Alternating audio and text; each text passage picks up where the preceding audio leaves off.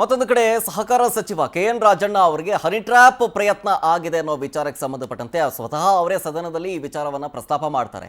ಇದರ ಬಗ್ಗೆ ಯಾದಗಿರಿಯ ಕೊಡೇಕಲ್ನಲ್ಲಿ ರಾಜುಗೌಡರು ಪ್ರತಿಕ್ರಿಯೆಯನ್ನು ಕೊಡ್ತಾರೆ.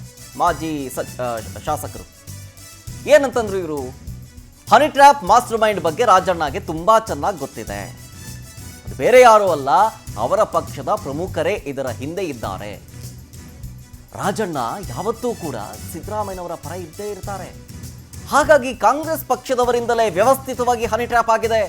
ಪಾಪ ರಾಜಣ್ಣ ಗೊತ್ತು, ಆದರೆ ಓಪನ್ ಆಗಿ ಹೇಳಕ್ಕಾಗ್ತಾ ಇಲ್ಲ. CM ರೇಸ್ನಲ್ಲಿ ಹೆಸರು ಯಾರ್ಯಾರ ಹೆಸರು ಬರುತ್ತೋ ಅವರೆಲ್ಲರೂ ಕೂಡ ಟ್ರ್ಯಾಪ್ ಆಗ್ತಾ ಇದ್ದಾರೆ. ಮುಂದೆ ಪರಮೇಶ್ವರ್ ಅವರು ಕೂಡ ಆಗ್ತಾರೆ, ಜಾರಕಿಹೊಳಿ ಅವರು ಕೂಡ ಆಗ್ತಾರೆ. ಹೀಗಂತ ಯಾದಗಿರಿಯಲ್ಲಿ ಮಾಜಿ ಶಾಸಕರಾದಂತಹ ರಾಜುಗೌಡರು ಹೇಳಿಕೆಯನ್ನು ಕೊಡ್ತಾರೆ.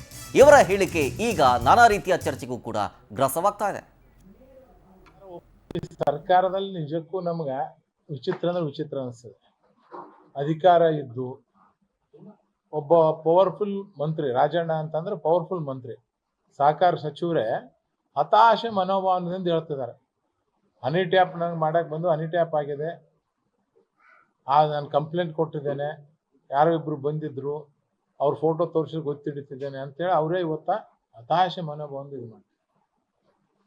ರಾಜಣ್ಣವರಿಗೂ ಗೊತ್ತು ಈ ಹನಿ ಟ್ಯಾಪ್ ಇಂದ ಯಾರು ಮಾಸ್ಟರ್ ಮೈಂಡಾರ ಅಂತ ಅವ್ರಿಗೂ ಗೊತ್ತು. ಅವ್ರ ಪಕ್ಷದವರೇ ಪ್ರಮುಖರಿದ್ದಾರೆ. ಯಾಕಂದ್ರೆ ರಾಜಣ್ಣವ್ರು ಯಾವತ್ತು ಸಿದ್ದರಾಮಯ್ಯ ಸಾಹೇಬ್ರ ಪರ ನಿಂದಿರ್ತಾರ ಅಂತ ಗೊತ್ತಿದ್ದೆ ಕೆಲವೊಂದು ಜನ ವ್ಯವಸ್ಥಿತವಾಗಿ ಹನಿ ಟ್ಯಾಪ್ ಕಾಂಗ್ರೆಸ್ ಪಕ್ಷದವರೇ ಮಾಡ್ತಿದ್ದಾರೆ.